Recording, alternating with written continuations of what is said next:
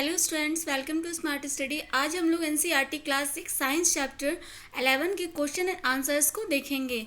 Start करते हैं। First question है, rearrange the boxes given below to make a sentence that help us understand opaque objects. ठीक है, ये जो नीचे ऑब्जेक्ट्स दिए गए हैं, ये जो नीचे आपको सेंटेंस लिखे हुए हैं, इसको आपको अच्छे से अरेंज करना है। ठीक है, तो इसमें क्या लिखा हुआ है, अगर आप इसे अरेंज करोगे तो इसमें क्या लिखा है, opaque objects make shadow. Opaque objects क्या होते हैं, शैडो बनाते हैं। ओपेक ऑब्जेक्ट्स किसे कहते हैं, ओपेक ऑब्जेक्ट्स वो होते हैं जो जिसके आर पार हम नहीं देख सकते, जो विजुअल नहीं होते। ठीक है, क्लासीफाई द ऑब्जेक्ट्स और materials given below as opaque, transparent और ट्रांसलूसेंट एंड लुमिनस और नॉन लुमिनस।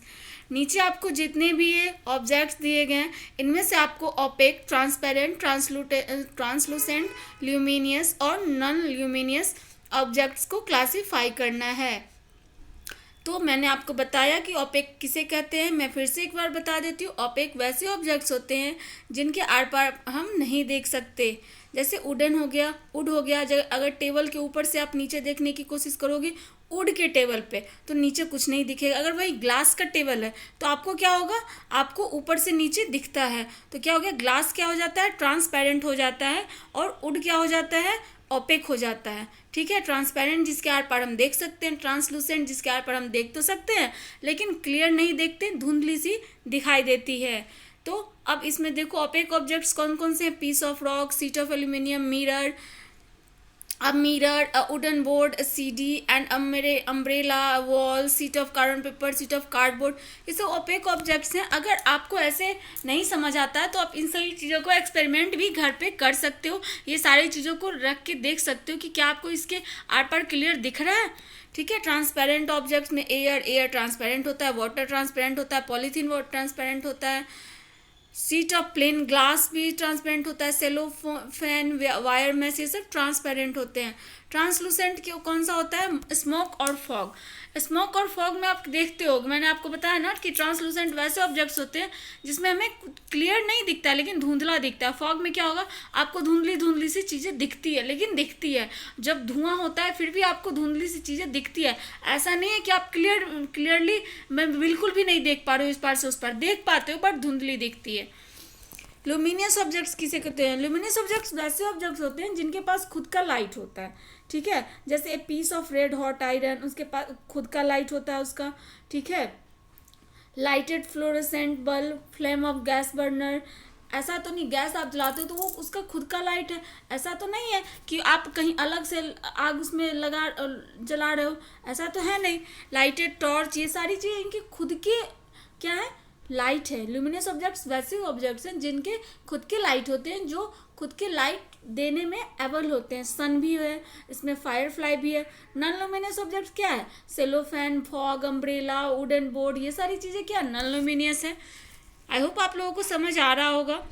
थर्ड क्वेश्चन है, can you think of creating a shape that would give a circular shadow if held in one way and A rectangular shadow if held in another way. देखो कह रहा है कि आप सोच सकते हो उस शेप को, अगर एक सर्कुलर शैडो है, if held in one way and A rectangular shadow if held in another way. अगर एक सर्कुलर शैडो को एक जगह रखा जाए एक साइड पे और रेक्टेंगुलर शैडो को एक साइड पे, तो क्या होगा, क्या सोच सकते हो आप इसके बारे में। तो आंसर है इसका, cylindrical shape can give a circular shadow when light is incident from top to bottom. क्या कह रहा है कि सिलिंड्रिकल शेप जो है उसका शैडो सर्कुलर कब होगा, जब लाइट जो है वो टॉप टू बॉटम इंसिडेंट होगा। It will give a rectangular shadow when light is incident from its side.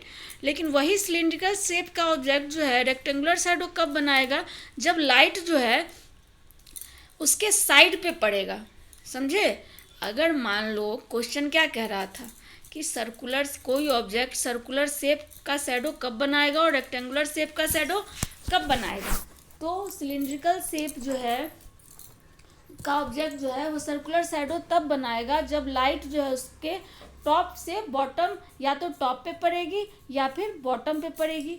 ठीक है, लेकिन वही ऑब्जेक्ट वही सिलिंड्रिकल ऑब्जेक्ट पे अगर क्या कहते हैं साइड पे उसके किसी साइड पे पड़ता है लाइट, तो क्या होगा, हमें रेक्टेंगुलर शेप का शैडो मिलेगा। ठीक है, अब हम देखते हैं in a completely dark room if you hold up a mirror in front of you will you see a reflection of yourself in the mirror.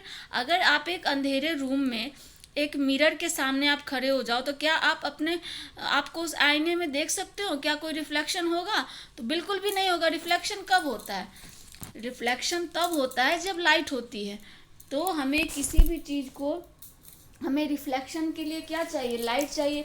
Light होगा तभी कुछ रिफ्लेक्ट होगा, और जब तक रिफ्लेक्शन नहीं होगा तब तक हम खुद को देख नहीं पाएंगे। ठीक है, तो ये था हमारा आज का क्वेश्चन आंसर्स। अगर आप लोगों को समझ में आया हो प्लीज़ लाइक एंड सब्सक्राइब जरूर करें। नेक्स्ट वीडियो आप तक सबसे पहले पहुंचे इसके लिए आपको बेल आइकन को प्रेस करना है।